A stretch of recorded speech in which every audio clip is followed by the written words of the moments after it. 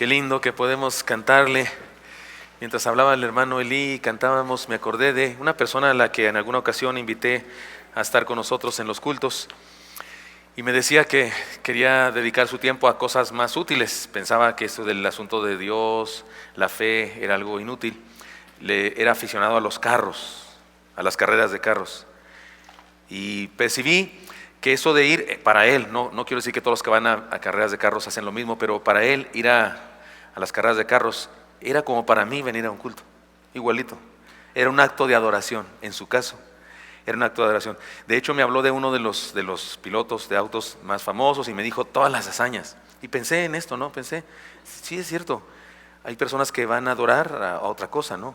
A un juego, algo así, y no es que esté mal, yo también me gusta el deporte, pero creo que hay personas que no conociendo a Dios hacen de eso, de un espectáculo deportivo, como su Dios. Y hasta podríamos preguntar, ¿y qué hace tu héroe? Pues metió 3 goles, el mío rebasó a no sé cuántos, el mío metió 25 canastas en un partido. ¿Y qué hizo el tuyo? Hizo el sol, hizo la luna, hizo el mar, hizo las estrellas, nos hizo a nosotros. ¿No es fantástico eso? ¿No es otra cosa? ¿Es otro nivel de cosas? Porque usted y yo venimos a eso, a adorar al Señor. Y por cierto, Él nos da permiso de disfrutar del fútbol y del básquetbol y del fútbol americano que va a estar en el Estadio Azteca el próximo lunes. Y sé que algunos ya ni alcanzaron boletos ni nada. A mí ni me interesa mucho eso, pero sé que algunos de ustedes, es el Estadio Azteca, no sé qué. Y nos permite eso nuestro Señor, porque en realidad también lo adoramos a Él en esos casos, porque sabemos que esos que andan ahí haciendo piruetas y dándose de moquetes, también los hizo, ¿no es cierto? Entonces es glorificado. Así es que qué lindo que podamos cantarle al Señor. Hermanos míos, trajimos una Biblia, porque quiero pedirles que la tomemos con la mano derecha, si es posible, la pongamos en alto y decimos: la palabra de Dios contenida en este libro es la verdad que acepto creer, es la enseñanza que me comprometo a seguir y es la esperanza que me atrevo a confesar. Nada me impide recibirla, nadie me evitará que la haga parte de mi vida y por ningún motivo dejaré de proclamarla.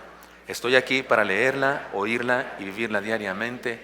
Amén. Señor Santo, gracias por tu palabra preciosa, que nos ilumine, Señor, nos bendiga con conversión, transformación, desafío, disciplina, lo que tengas para nosotros hoy, Señor, por favor, habla nuestras vidas, te lo pedimos en Cristo Jesús.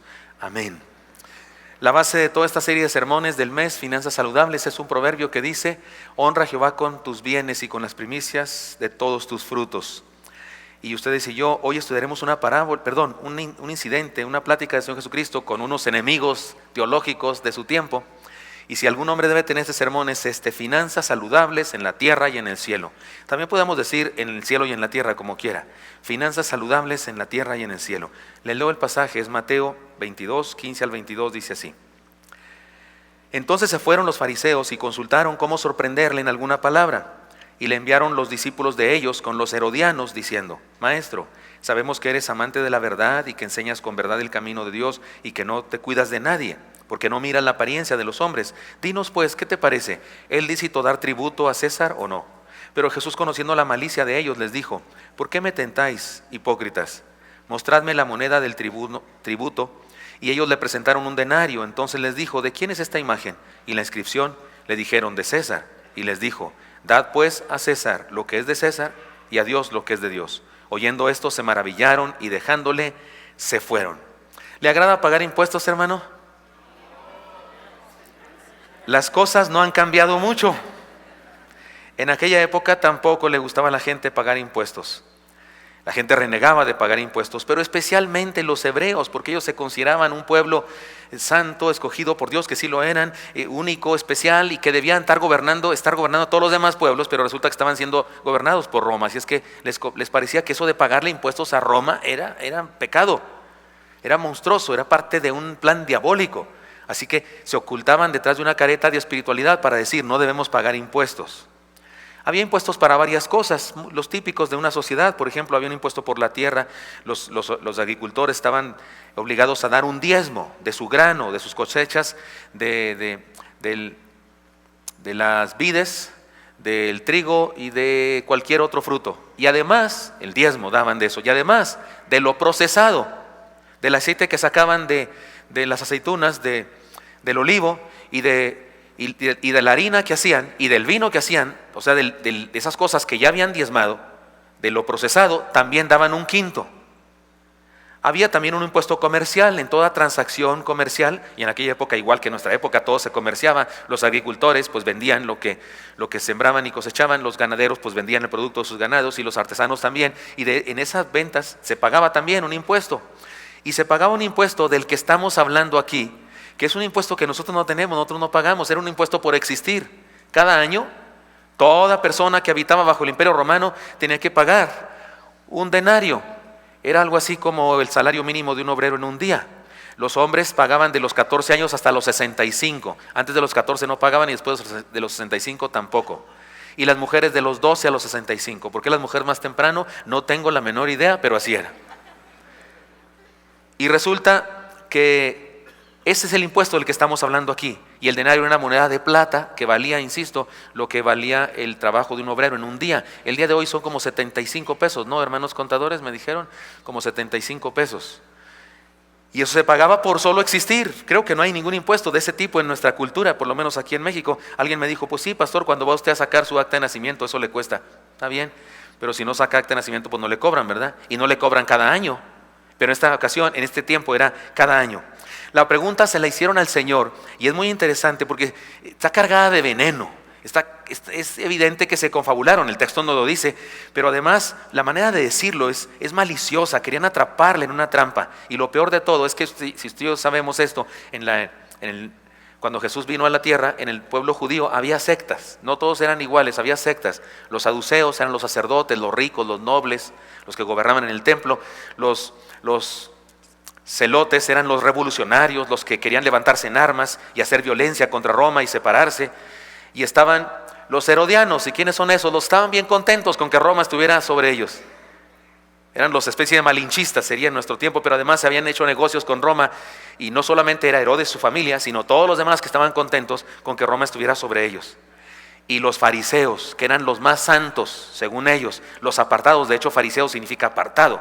Y los fariseos odiaban a todos los demás, pero a los que más odiaban era a los herodianos, porque estos se habían hecho amigos de los que ellos odiaban, gentiles de Roma. Dígame, ¿quiénes fueron aquí a hablar con Jesús, hermanos? ¿Quiénes fueron? Fariseos, ¿y quiénes? Y herodianos, o sea, amiguis.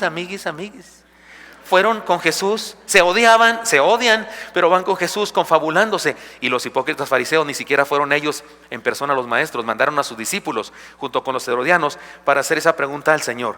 En una forma premeditada hicieron todo aquello. Si hubiera dicho el Señor, sí, es correcto, es pagar impuestos, los fariseos se enojan. Y la mayoría de la gente era discípula de los fariseos. Pedro y Juan eran discípulos de los fariseos antes de ser discípulos de Jesús. La mayoría de la gente admiraba más a los fariseos que a cualquier otro. Es que si Jesús dice, sí, es bueno pagar impuestos, se estaba diciendo algo en contra de los fariseos, y ellos pensaban que eso le iba a restar fama a Jesús. Si hubiese dicho, no es bueno pagar impuestos, los herodianos lo hubieran podido denunciar y hubieran podido meterlo a la cárcel por estar hablando en contra del impuesto que Roma imponía. Así es que, según ellos, no había manera para Jesús. Estaba entre la espada y la pared. ¿Saben qué? No les importaba su opinión. Lo único que querían era desacreditarlo delante del pueblo. Se lucieron en cuanto a hipocresía. Mire cómo le dicen, maestro, sabemos que eres amante de la verdad. O sea, tú no mientes, no vas a hacer una mentira para salir del hoyo. Que enseñas con verdad el camino de Dios y que no te cuidas de nadie. ¿Pueden verle? O sea, no te cuidas de nadie, ni en cuenta de lo que estamos haciendo nosotros. No te cuidas de nadie porque no miras la apariencia de los hombres. Dinos, ¿qué te parece? ¿Es lícito pagar tributo a César? Insisto, no les interesaba la respuesta, más bien querían desacreditarlo. Se lucieron en cuanto a hipocresía. Sin embargo, nuestro Señor se da cuenta de ello e incluso les llama hipócritas. He estado pensando que tal vez esa palabra hipócrita no es palabra de Jesús, sino del escritor sagrado. Porque después del diálogo, después de que Jesús dice, ¿por qué preguntas eso? Y luego aparece la palabra hipócritas. No parece que ellos se vieran muy contentos. Sí, te preguntamos, no, ¿verdad?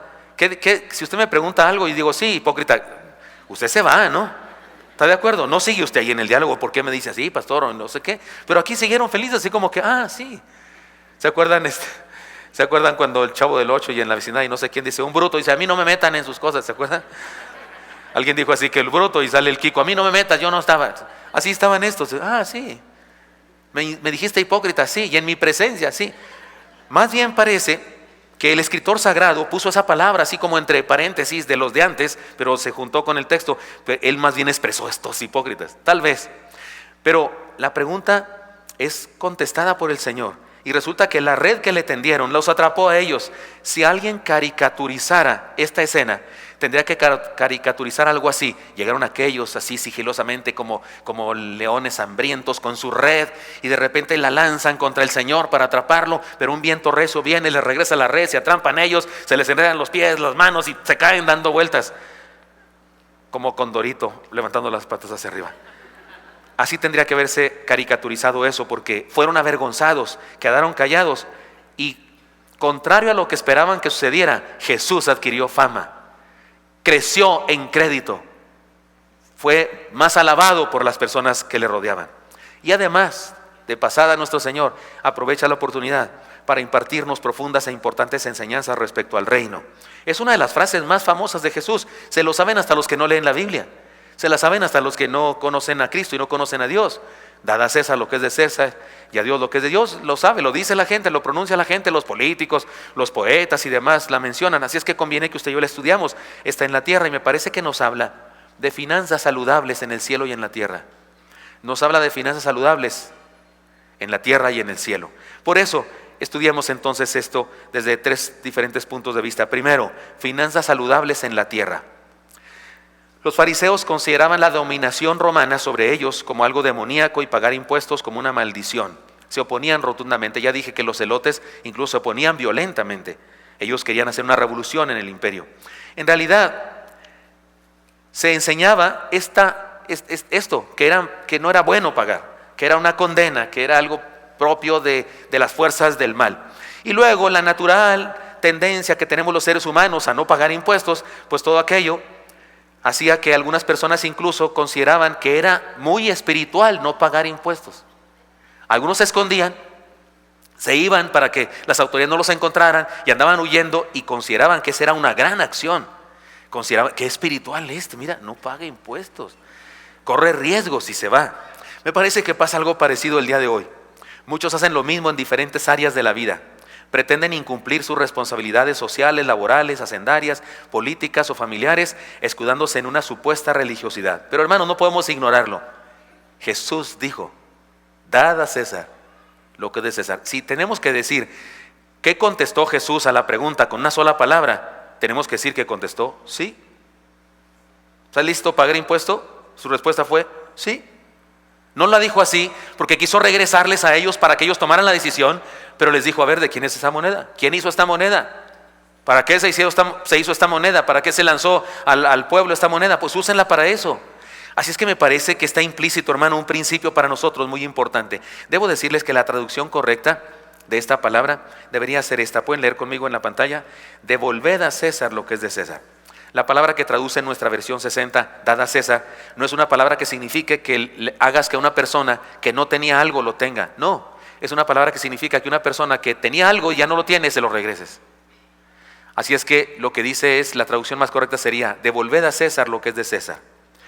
Es decir, que el Señor considera un asunto de justicia social regresar al gobernante un bien por los bienes que el Estado a su vez provee al ciudadano y que vive bajo su gobierno. Mire, yo sé que a usted y a mí nos molesta eso de pagar impuestos, o podemos pensar que hay injusticia y que hay rateros y no sé qué, pero tendríamos que pensar ¿por qué Jesús dice eso? Y lo dice en una época en la que hay menos beneficios que el día de hoy. Lo dice en una época en la que los gobernantes, con todo respeto, independientemente de que nos quejemos de los nuestros, eran peores. Es más, dejaban a sus hijos gobernando después de ellos, y algunos hijos salían peor que sus padres. Es más, algunos de esos gobernantes el día de hoy no nos sirven para otra cosa que para nombrar a nuestros perros. ¿No es cierto? Nerón, Calígula, ¿no le pone así a su perro? Nadie le pone así a su hijo, pero a su perro sí, ¿no es cierto? O a su iguana, o a su algo, o a su dragón de Komodo, alguna cosa. Pero el día de hoy, hermano, usted y yo nos levantamos, a lo mejor temprano, a lo mejor todavía estaba oscuro cuando usted se levantó, y fue a tiendas y no sé qué, y tocó una cosita que se dobló y ¡pum!, prendió la luz. ¿Sí? ¿Cuántos prendieron la luz esta mañana? ¿Y qué dijo usted? Maldita luz, esta luz ya me tiene harto, no sé por qué la tenemos tan lindo que es el sol. ¿Dijo usted eso? No. Pero hay luz. Y luego salimos a la calle y había banqueta, ¿no? Y pavimento, y calles, y semáforos, y cosas que son producto de lo que usted y yo pagamos, que no lo pagamos así como con mucho gusto. ¿Y dónde está para ir a pagar, por favor? Pero háganmelo. No, nos lo quitan. O sea, para cuando nos dan el sueldo ya nos lo quitaron, ¿no es cierto? Porque así es lo que marca la ley. Y nadie dice, gloria a Dios porque estoy pagando impuestos. Sin embargo, sí disfrutamos de los beneficios. La verdad es que hay un principio aquí interesante que Jesús nos manifiesta, y es Jesús. Ahora bien, discúlpeme, hermano, discúlpeme, porque a lo mejor usted dice, no, pues estamos en el templo, el pastor deberá estar predicando, no sé, de la oración, de que hay que orar mucho, de la unción espiritual, debería estar predicando del ayuno. En una nada y hasta nos predica de la segunda venida de Cristo y nos espanta a todos diciéndonos que a lo mejor nos quedamos en la gran tribulación. Y al final cantan un canto que dice, te has quedado atrás. Y salimos de aquí todos temblorosos pensando que a lo mejor me voy a quedar en la gran tribulación, y un montón de faramayas que ni predico ni creo. Aquí entre paréntesis, porque hay toda una fantasía construida alrededor de textos bíblicos sin contexto como pretexto para enseñar cosas que no están en la Biblia. Y usted a lo mejor está pensando, ¿no sería mejor que nos predicara de esas cosas? Ayuno, oración, pórtate bien. Pero ¿qué se mete con el dinero? Es donde me duele a mí mucho. Oiga, Jesús dijo eso. ¿Qué quiere que haga? ¿Que me lo salte? Juan dijo al final de su evangelio, hizo Jesús muchas otras cosas que no cabrían ni en todos los libros del mundo, pero estas se han escrito para que creáis que Jesús es el Cristo y para que creyendo tengáis vida en su nombre. Y usted y yo pensamos, pues esta debía ser una de esas que quedaron fuera, ¿no? Porque no metió otras y sacó esta. Pero esta está aquí en la Biblia. ¿Y qué dice? Seamos responsables como ciudadanos. Un cristiano verdadero, espiritual y buen discípulo es un buen ciudadano y hace buen uso de las cosas que Dios le da. Tener dinero no necesariamente es pecaminoso, y el dinero no es pecado. Lo que es pecado es el amor al dinero. Tenemos una especie de malentendido del dinero. Hasta, es más, si alguien está manejando dinero, ni lo saludamos, ¿sí o no? ¿Y qué hace después de manejar dinero? Va y lávese, porque cochino dinero. Pero quién sabe por qué esa cochinada, como que sí queremos tenerla mucha. Mientras más cochinada la tengamos, ¿no es cierto? Es curioso, porque por un lado lo despreciamos. Es sucio, y sí es cierto, sí, esa moneda quién sabe dónde ha andado, quién sabe por qué manos y en qué antros de vicio y de maldad ha estado ese peso, ¿no? Y ese un peso, ¿no? Un peso en vicios de maldad no anda, ya andan billetes más grandes. Los pesos andan en otros lados, en el templo, en la escuela bíblica, vacaciones. Pero estos otros andan en otros lados. Pero cierto, sí hay microbios, sí, tantos como en el tubo del metro. Tantos como en el pecero, donde quiera, pero tenemos así como el cochino dinero. Pero Jesús dice, a ver, ¿de quién es eso? Pues úsenlo para eso. César lo acuñó y lo mandó a todos para que se cambalache por cosas. Es un tipo de cambio. Porque el dinero no nos lo comemos, no nos lo ponemos, no nos montamos en él para ir a ningún lado. Pero para comprar comida lo necesitamos, para comprar ropa lo necesitamos, para comprar carro lo necesitamos. Es un tipo de cambio. Y el Señor Jesucristo dice, úsenlo y honrenme usándolo bien. Así que creo que eso de dar a César o regresar a César lo que es suyo podía traducirse en términos prácticos con nosotros de esta manera. Usemos las cosas para lo que son. Usemos el dinero para comprar cosas terrenas y vivir agradecidos con la bendición de Dios, para cumplir nuestras responsabilidades sociales, para ayudar en el desarrollo del bien comunitario, para ahorrar y bendecir a nuestra familia. Es decir, debemos usar el dinero para lo que es un objeto de cambio para vivir. Se trata de una representación de valor que da vueltas de mano en una cadena de beneficios por todas partes del mundo. Y Jesús dice, úsenlo, y úsenlo con honradez y responsabilidad. Pablo llevó este principio de Jesús, porque eso es lo maravilloso de los escritos de Pablo.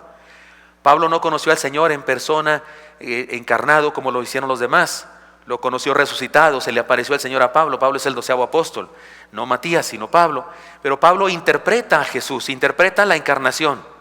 Los evangelistas nos contaron lo que hizo y dijo Jesús.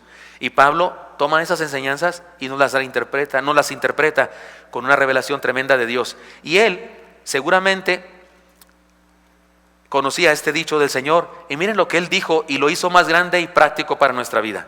En Romanos 13:7, lo leen conmigo por favor, está en la pantalla. Pagad a todos lo que debéis, al que tributo, tributo, al que impuesto, impuesto, al que respeto, respeto, al que honra, honra. Es decir, que este principio se aplica a todas las áreas de la vida en la tierra, incluso al diezmo, a las deudas, a las responsabilidades en el trabajo, en la escuela, en la familia, etcétera, etcétera. Jesús dice, sé responsable.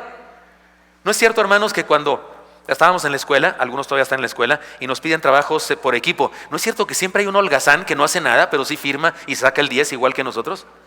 ¿Cuántos tienen un amigo así? Porque tener un amigo así, o ser un amigo así, es una desdicha, no dicha. Pero sí, espero que no haya sido usted ese, pero en toda escuela hay uno, y las escuelas más bendecidas tienen 2 o 3 de esos.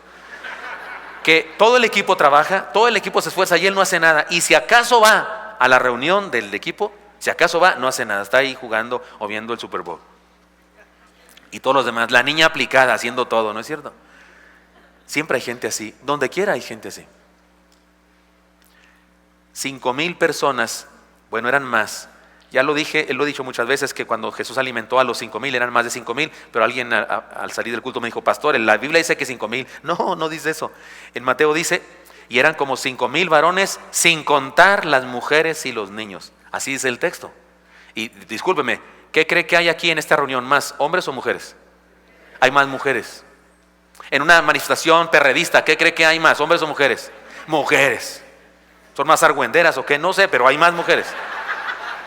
Son más tendientes a la religión y más comprometidas sociales. Eso sí, es cierto, lo sabe cualquiera. Muy bien, entonces eran 5,000 varones sin contar las mujeres. Vayámonos ahorrativamente. Había una mujer por cada hombre, son 10,000. Y había 2 chamaquitos por cada matrimonio, ¿cuántos son? 20,000. En realidad comieron 20,000 personas por ahí. 2, 3 menos o más. ¿Y cuántos cooperaron cuando se lanzó el sombrero de charro para la cooperacha? ¿Cuántos cooperaron? De los 20,000, ¿cuántos cooperaron, hermanos? Un chamaquito trajo su lonche. Enorme lonche. No. 5 panes y 2 peces. O sea, 2 tortas de pescado y 3 panes de sogaperros, dicen en mi rancho. Y resulta que el milagro se da cuando Jesús levanta esa entrega y comen todos. Y si eran 20,000 entonces, 9,999 comieron de agrapa, de agorra, de gorrión, de a gratis, o como usted le quiera decir, sin ofender. Eso pasa en todas partes, incluso en las iglesias. En la congregación rentar este lugar cuesta bastante. Aquí es un salón de juntas y después de nosotros a las 2:30 tenemos que salir corriendo porque aquí se hace un baile, grandes bandas. Aquí donde estoy yo están los bailarines cantando, las material para los bloopers, con los instrumentos de viento, y usted puede esconderse en el baño si quiere y se espera una media hora y al rato sale y no paga. Aquí es la pista, se ponen mesas y demás. Nos rentan aquí, no es gratis. Y gente, hombres, horas hombres se dice, de diáconos que vienen y ponen fundas. Cuesta. Esto que estamos haciendo aquí es una gran inversión. Cuesta una lana. Los siervos de Dios, algunos de los pastores de esta iglesia, somos sostenidos por la iglesia. Y no solamente sostenidos por la iglesia en el presente, nos sostuvo la iglesia en nuestros estudios. Yo por eso soy comprometido de mi Convención Nacional Bautista de México.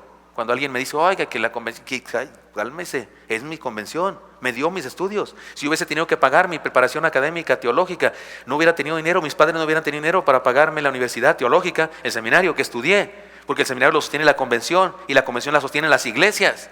Nuestra iglesia es una de las iglesias que más aporta a la Convención Nacional. ¿Y de dónde sale nuestro dinero que damos a la convención? De las aportaciones de todos nosotros.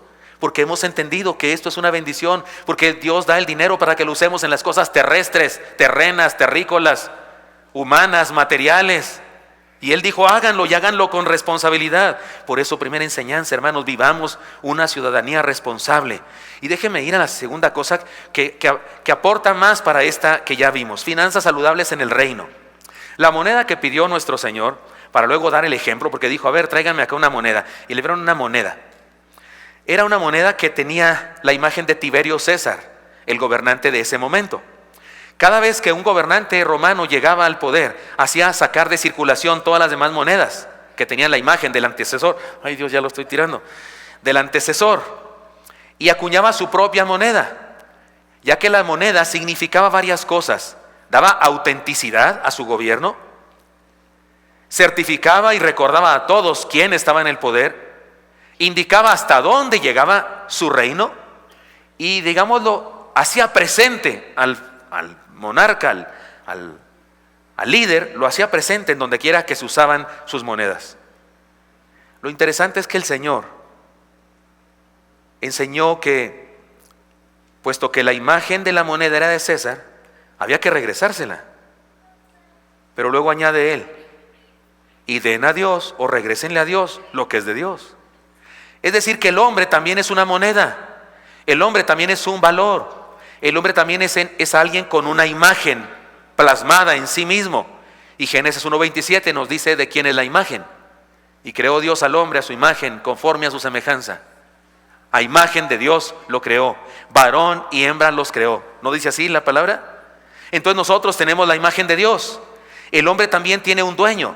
Hay alguien también a quien pertenece y a quien hay que regresárselo. Eso es la imagen de César, pues denle a César lo que es, regrésenle a César lo que es César. ¿Y de quién es esa imagen? De ese hombre, de Dios. Pues regrésenle a ese hombre a Dios. El hombre también es alguien con dueño. Es como si el Señor estuviera diciendo: lo material de los hombres es para que lo usen en las cosas materiales, para que compren cosas, para que paguen impuestos, para que sean responsables, para que ayuden en el bien social. Pero las vidas de ustedes pertenecen a mi Padre. Y así como hay que regresarle a César lo que es suyo, hay que regresarle a Dios lo que es suyo, la vida de todos ustedes. Y tomando en cuenta que la imagen de Dios en el hombre se deterioró en el pecado del huerto, es un hecho.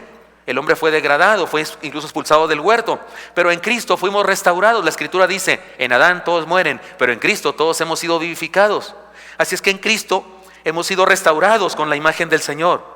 Somos monedas que proclaman la ciudadanía celestial en donde quiera que estemos. Así como una moneda de aquella época demostraba quién estaba en el poder, así como una moneda de aquella época demostraba que hasta ahí llegaba su poder, así cada uno de nosotros somos una imagen de Dios que dice hasta dónde llega el poder de Dios. Donde quiera que uno de nosotros está el reino de Cristo. Y nosotros somos imagen de que hay un rey en este universo y que es nuestro Señor. Dar a Dios lo que es de Él significa ser súbditos de Él y no del dinero. Significa que entreguemos a Él nuestra vida y reconozcamos que somos mayordomos porque todo lo que nos ha dado le pertenece. Significa ser sus representantes en la tierra. Significa honrarle en el manejo financiero. Cualquiera que nos ve debería recordar que Dios reina. Cualquiera pudiera tomar a un cristiano y decir: ¿de quién es la imagen que hay en este hombre? Y los demás deberían decir: de Cristo. Esa sería la conclusión, de Cristo, porque tiene la imagen de Cristo, porque Cristo le ha transformado. Darle a Cristo lo que pertenece a Él. Como monedas del reino, manifestemos al mundo la imagen de nuestro Rey. Muy bien, estas son dos ideas que es indispensable ponerlas sobre la mesa. Finanzas saludables en la tierra. El Señor nos ordena que seamos honrados y que seamos responsables en la sociedad en que vivimos. La moneda aquella tenía la imagen de un rey, de un emperador, de un soberano. Las monedas que yo uso tienen la imagen de una patria. En resumen, tienen la imagen de México. Al ver yo, ¿de quién es la imagen de México, Señor? Pues dale a México lo que es de México. Eso lo hizo el Banco de México. Y lo hizo para poder facilitar el intercambio de valores en la sociedad. Y Dios me dice: sé honrado en el uso de esas cosas. Úsalas para bien y paga tus impuestos. Y paga tus colegiaturas y paga tus deudas. Y coopera en tu escuela y coopera en tu colonia. Y cuando tu colonia, la presidenta o el presidente de Manzana haga convocatoria de que deben salir a limpiar el parque, sal como cristiano. No puedo porque es día del Señor, es domingo, y yo soy muy cristiano y no puedo ir. Qué bueno que en Oreb tenemos culto los sábados y culto a las 8 y a las 10 y a las 12 y a las 5:30. Porque sería magnífico que los cristianos colaboráramos y fuéramos buenos ciudadanos, el mejor ciudadano del barrio. Y Jesús dice eso, pero luego dice: pero ustedes me pertenecen. Y eso me lleva entonces a una tercera reflexión, que es lo más importante. Es un desafío a vivir en la tierra las finanzas del reino. Ya dijimos de finanzas saludables en la tierra, ya dijimos finanzas saludables en el reino, pero ahora déjeme decirle que debemos vivir en la tierra con finanzas como en el reino. Voy a explicar eso, a qué me refiero. Lo más interesante de todo esto Es que cuando Cristo dijo aquella famosa y profunda frase que mucha gente se lo sabe, hasta los que no son cristianos, no estaba comparando el reino terrenal con el reino celestial. No estaba diciendo que son iguales, al mismo nivel. No, estaba haciendo ver que el reino de los cielos abarca incluso el reino terrenal. César también es criatura de Dios. Peña Nieto también es criatura de Dios. Cualquier gobernante nuestro también tiene la imagen de Dios, deteriorada tal vez por el pecado que hay en el mundo, pero ahí está su imagen de Dios. También le pertenecen a Dios, todo ser humano. Y también es algo que debería ser regresado a Dios. De cualquier ser humano, Jesús dijo, dénselo a Dios. Cualquier ser humano del planeta, de él se puede decir, dénselo a Dios, regrésenselo a Dios, porque salió de Dios. Así que el reino de Cristo abarca el reino en la tierra, en los cristianos. Si las monedas pertenecían a César por tener su imagen y por haber sido hechas por causa de él, entonces no hay nada en la creación, en el universo entero, que no pertenezca a Dios, ya que Él es creador de todo y ha puesto su gloria en todo. ¿Pueden decir conmigo el Salmo 24:1, como dice? De Jehová es la tierra y su plenitud, el mundo y los que en él habitan. Así pues, el reino de Cristo no compite con el terrenal, sino que lo supera, lo abarca y lo incluye. Ser ciudadanos del reino de Cristo no nos extrae, no nos saca, no nos exime del reino terrenal, sino que nos capacita para vivir en él, en la tierra, de mejor manera. Así que manejar finanzas saludables en nuestra vida es un testimonio de fe, de espiritualidad, de poder espiritual y de discipulado. La responsabilidad financiera es un valor cristiano, no materialismo. Ser honestos, trabajadores y buenos administradores es un fruto de nuestra comunión con Dios. No despreciemos lo material como si fuera necesariamente materialismo. Usemos lo material para honrar a Dios viviendo en el Espíritu, aún en la tierra. Nos hablaba el hermano Elí de este canto, Cosas Poderosas. Es cierto, casi siempre pensamos en cosas poderosas nosotros, en experiencias experiencias emocionales en el culto. El día de hoy en el mundo evangélico hay una fascinación por una palabrita, la unción. ¿Ha oído usted eso de la unción? No, hombre, el culto estuvo bien ungido. ¿Ha oído eso? ¿Y a qué se refieren con que estuvo bien ungido? Pues que 2, 3 se cayeron, que a 2, 3 les dio el mal del Parkinson, púncatelas. Que el pastor se quitó el saco y los agarró a sacazos a todos, que algunos entraron en trance, que algunos se emocionaron, que cantaron por 2 horas y media y luego predicaron 5 minutos y ya se fueron. Dicen que estuvo muy ungido porque el que estaba dirigiendo estaba grite y grite y díselo al Señor y levanta tu mano y todos gritan, sí, amén. No sé qué, y hubo exaltación de emociones y algunos dicen, la unción estuvo tremenda. Y uno dice, ¿eso es la unción? ¿Sabe qué sería la unción en términos prácticos, espirituales, bíblicos? ¿Sabe qué sería la unción? Que cuando voy a mi casa amo a mi esposa y la respeto y me respeta y me ama y nos llevamos a todo dar en el matrimonio. Y que mis hijos igual. Eso sería la unción. Eso sería poder espiritual verdadero. Es más, que haga buen uso del dinero. Yo he llegado a pensar que el milagro de que cuando pasen los diáconos a recoger la ofrenda, el milagro de que mi mano viaje en esta dirección, se meta en mi cartera, mi corazón, tum, tum, tum, tum, tum, tum, tum, tum, tum, tum.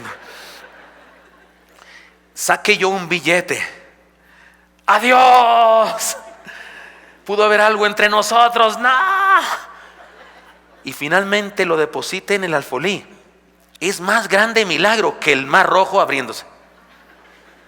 Sí, no lo estoy diciendo, no es metafórico, no, es teológicamente exacto. Usted dice, ¿pero qué pasa? Le aseguro lo que quiera. Porque la Biblia dice que la creación obedece a Dios. ¿Ha leído el libro de Jonás?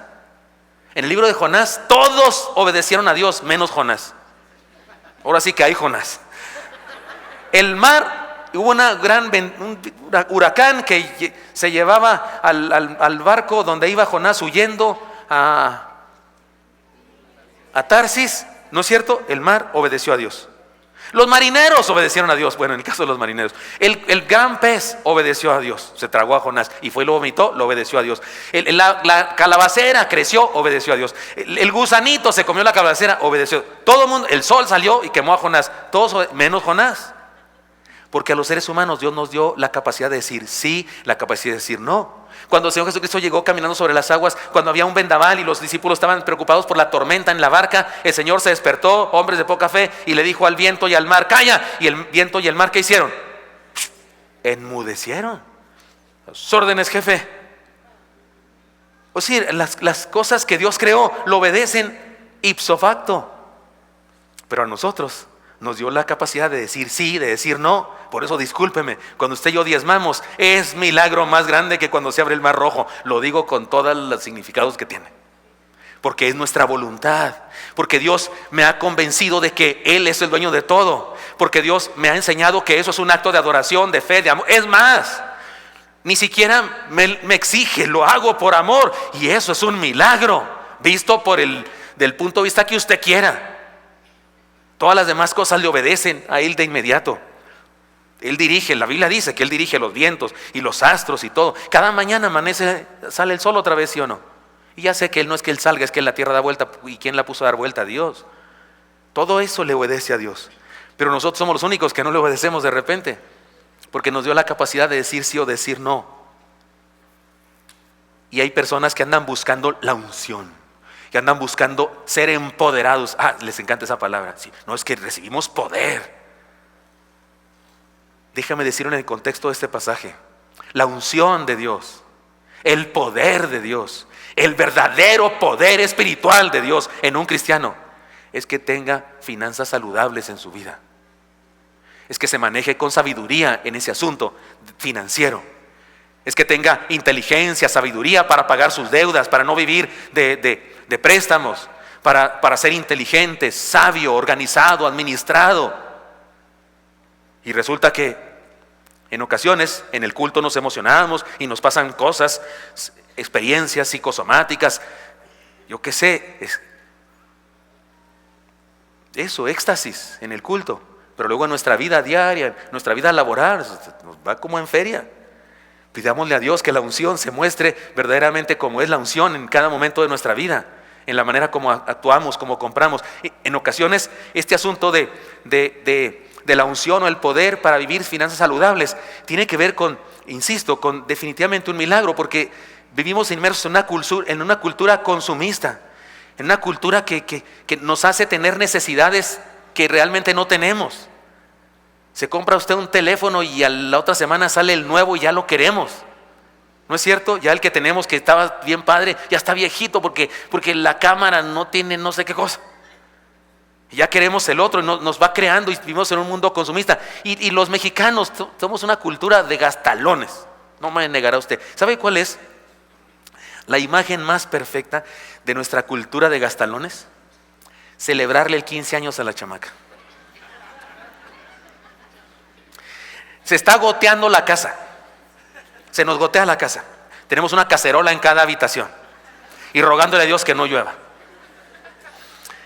Hay un parte del piso que está quebrado, no lo tenemos. Los baños incompletos. Pero cumple 15 años la chamaca. No, hombre, echamos la casa por la ventana, rentamos una calabaza jalada por un Volkswagen, rentamos un grupo de muchachitos que no se sabe si va o vienen, pero son muy buenos bailarines.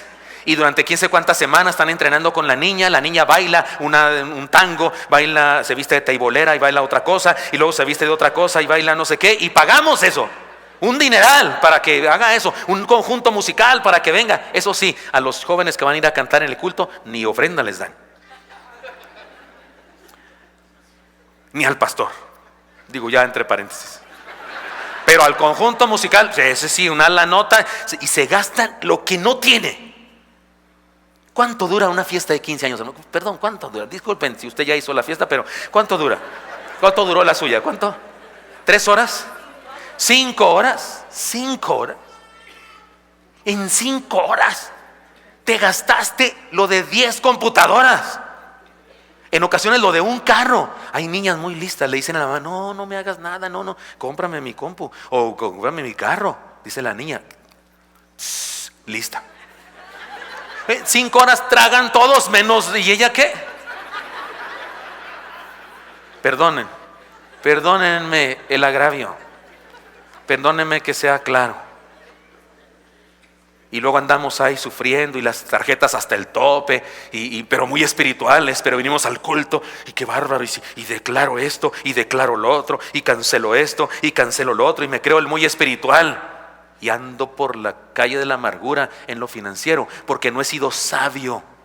La unción verdadera, la espiritualidad verdadera se muestra todos los días en mi manera de proceder, en la manera como trato a esa cosa que tiene la imagen de mi patria y que Dios me la da para que la use sabiamente, incluso para ser responsable de los demás, porque todos nosotros somos responsables de los demás.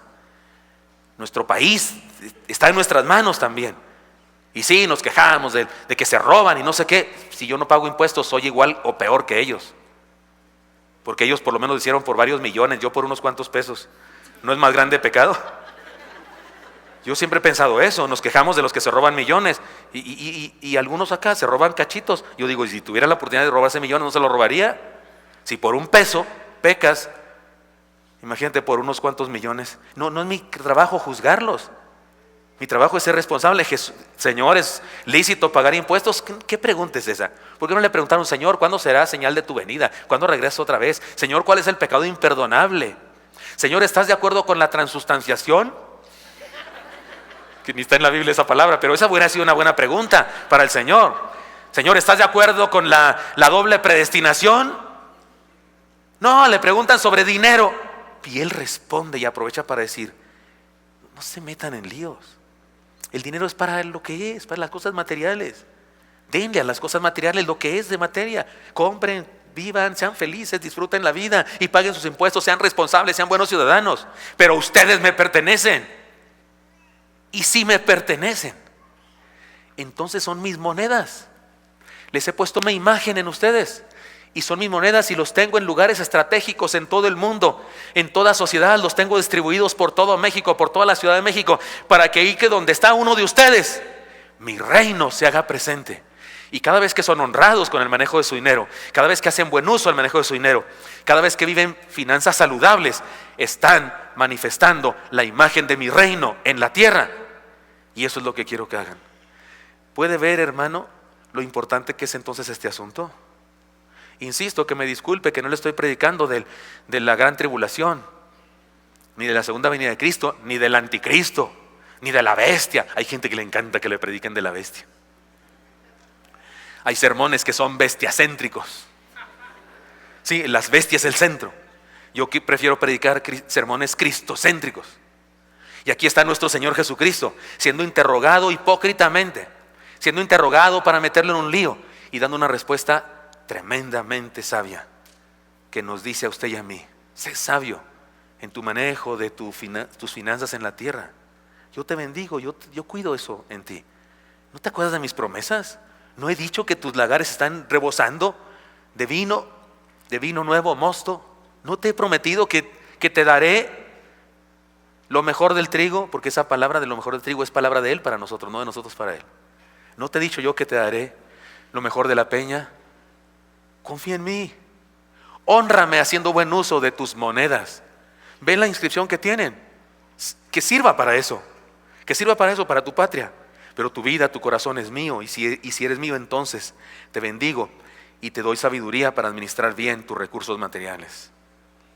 La responsabilidad financiera es un valor cristiano, no materialismo. Ser honestos, trabajadores y buenos administradores es un fruto de nuestra comunión con Dios. No despreciemos esto. Honremos a Dios viviendo en el Espíritu, siendo buenos administradores de las cosas que nos ha dado. Vivamos nuestra doble ciudadanía con conciencia de a quién pertenecemos, a quién representamos, con quién compartimos y de quién somos responsables. Porque ser súbditos del reino de Cristo es luchar por hacer de este mundo y de esta sociedad un lugar mejor para vivir. Dos cosas más para terminar. Un ejército invasor llegó a un reino, vencieron a los soldados del palacio y entraron hasta el mismo trono real para capturar al rey, un rey joven porque su padre había fallecido en la guerra. Sus compañeros y súbditos del rey joven le dijeron: te defenderemos hasta la muerte. Y uno de ellos le dijo: dame tu vestido, yo me vestiré como si fuera el rey, para que si van a apresar al rey, que sea a mí a quien atrapen. Y el rey lo vistieron de súbdito.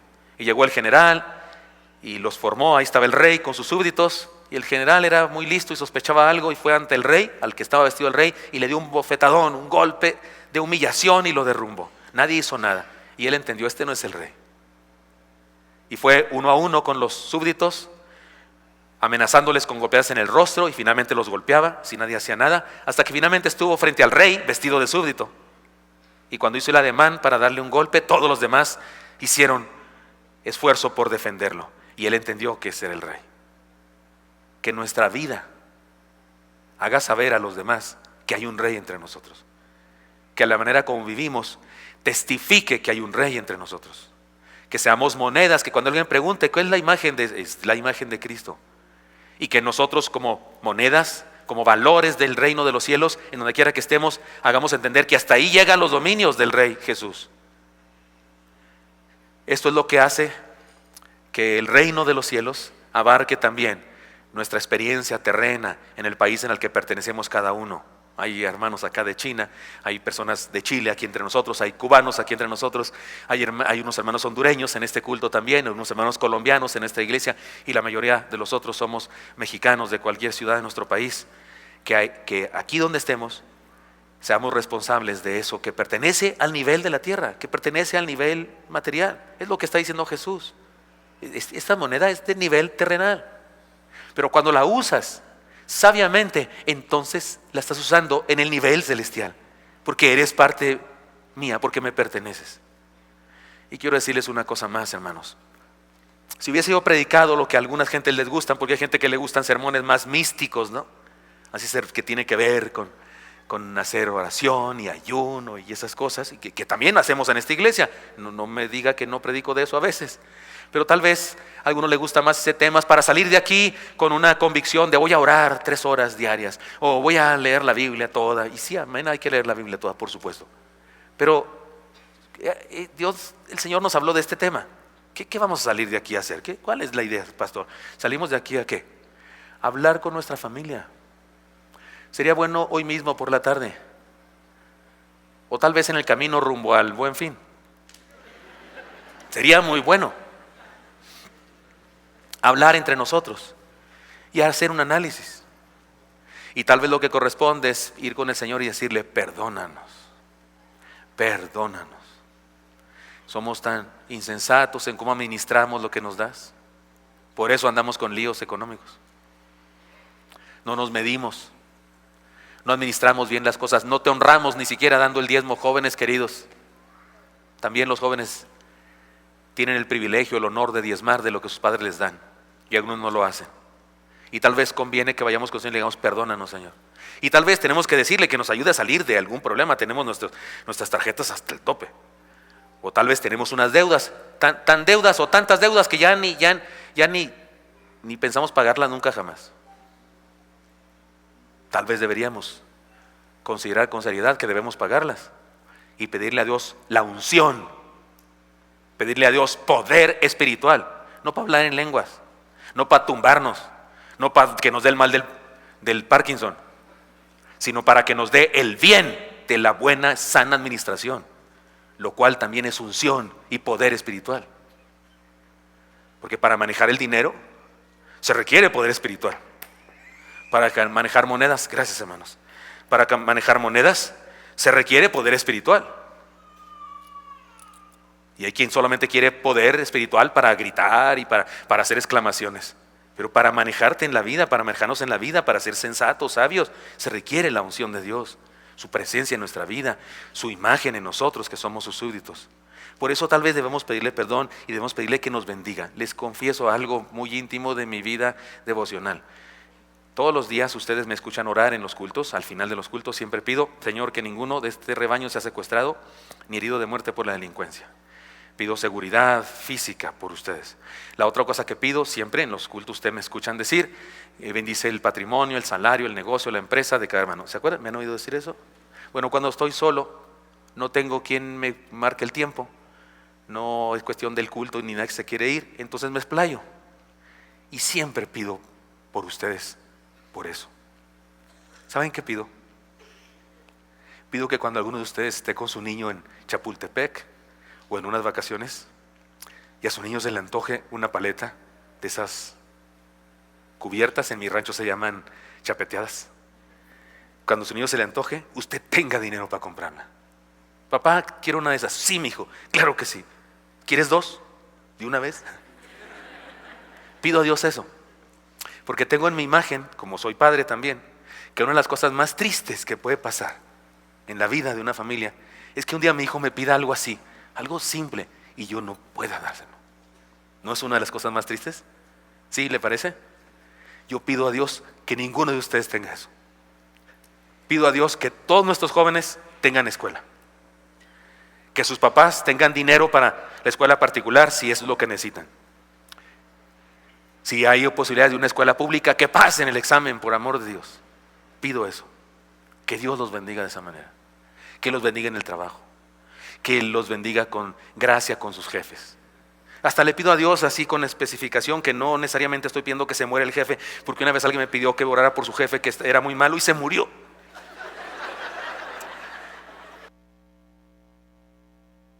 Y entonces vino y me dijo: pastor, ¿por qué pidió eso? Y yo no pedí eso. Le dije: yo nomás pedí que Dios lo bendijera a usted y que le quitara esa maldad, y se la quitó, pero entonces le aclaro al Señor: Señor, o sea que sí me entiende, Señor. Él sí me entiende.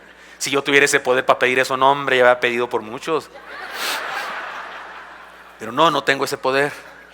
Gracias a Dios que no me da ese poder, porque no sabría ejercerlo. Los seres humanos somos insensatos para ejercer cualquier poder. Por eso yo declaro que no tengo poder, ni usted tiene, ni nadie, solo Dios. Y por eso vamos con Él, y Él sabrá si nos responde de la manera que pedimos o no. Pido eso, que usted sea próspero, que sus hijos vayan a la escuela, pero no deseando otras cosas, porque eso es triste en la familia, que los hijos deseen lo que otros tienen.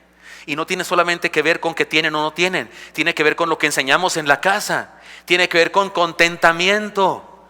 Cuando usted y yo vivimos con contentamiento, cuando usted y yo vivimos con esperanza, con fe, cuando estamos contentos con lo que Dios nos da, transferimos eso en la sangre misma, si usted quiere, espiritual, a nuestros hijos. Ellos también tienen contentamiento y también son felices con lo que tienen. Pido a Dios eso, que seamos una iglesia formada por familias satisfechas de la vida, felices. A partir de ahora voy a pedir que cuando yo paguemos impuestos, digamos gloria a Dios. Y usted dice: no, pues así es tan chino, pastor. Porque usted recibe el cheque, ¿no? Y ahí dice cuánto le bajaron, cuánto le quitaron, y que en lugar de bendecir, maldice. ¿Qué tal que comenzamos a bendecir? Y entendemos, eso que me quitaron, que para algo sirva, para tapar los baches, para quitar las cámaras. Sería bueno eso. Sí, porque últimamente he sido muy fotogénico yo. Me he hecho famoso. Perdonen ustedes la maldad. Hermanos míos, ¿qué tal que venimos a Dios y le pedimos por un lado perdón?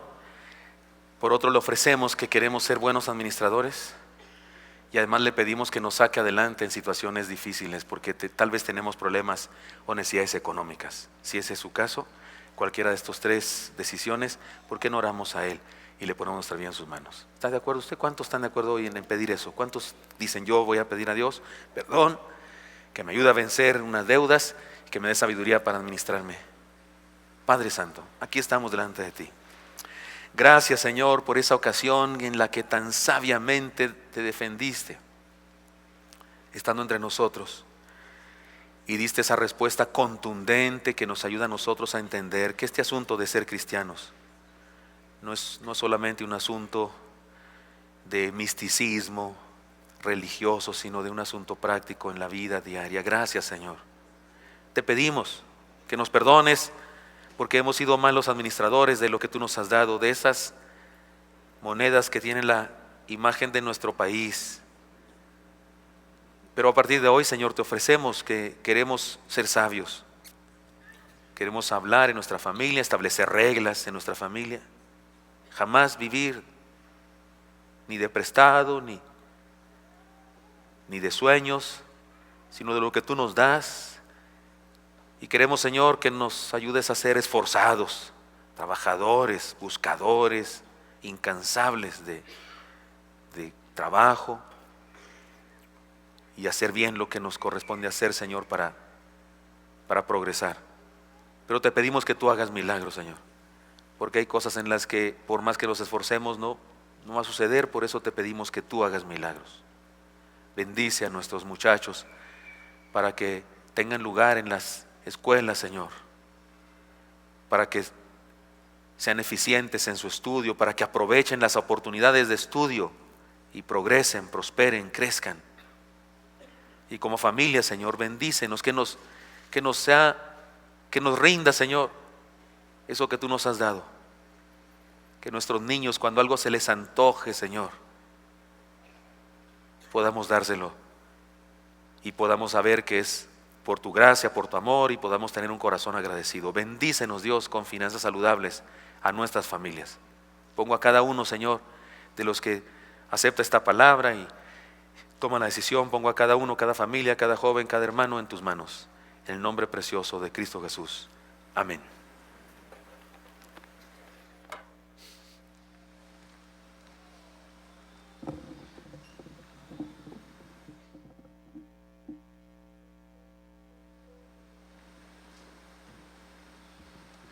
Gracias a Dios por este mensaje.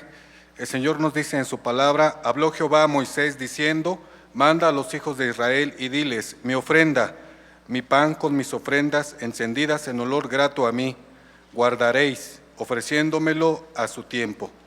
Preparemos nuestros diezmos y nuestras ofrendas.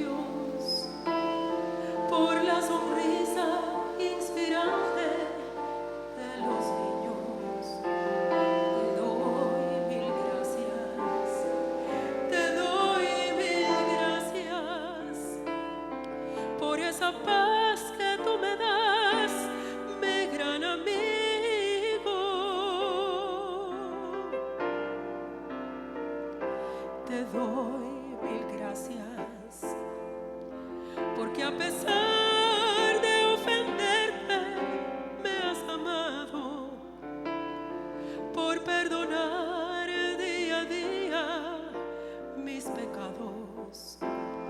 Te doy mil gracias, te doy mil gracias, porque yo habito el amparo de tu mano. Mi fe crecerá hasta ganar la estatura de montañas, y tú me ayudarás a caminar sin tropezar hacia el mañana.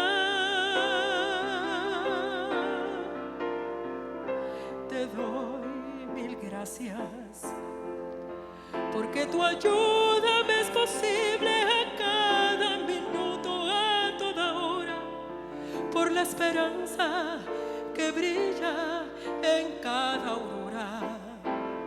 Te doy mil gracias, te doy mil gracias por poseer tu palabra salvadora.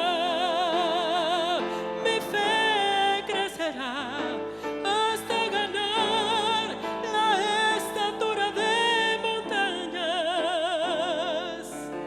y tú me ayudarás a caminar sin tropezar hacia el mañana.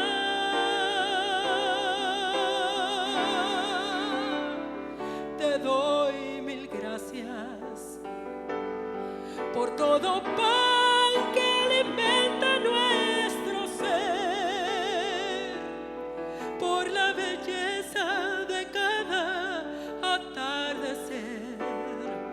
Te doy mil gracias, te doy mil gracias por la grandeza de cada amanecer.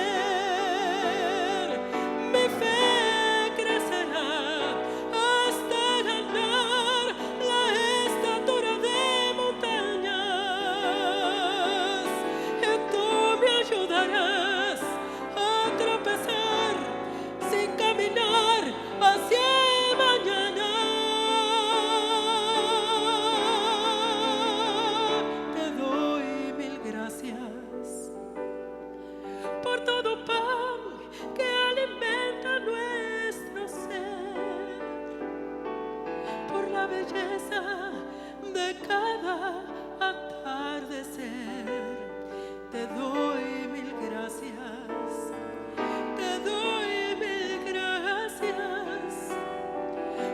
grandeza de cada amanecer,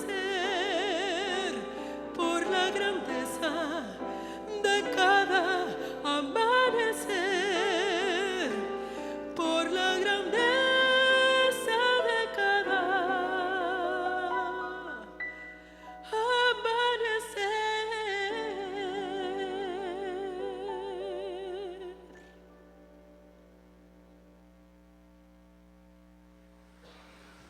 Señor, te damos gracias porque nos permites entregar estas ofrendas. Señor, te pedimos que las bendigas.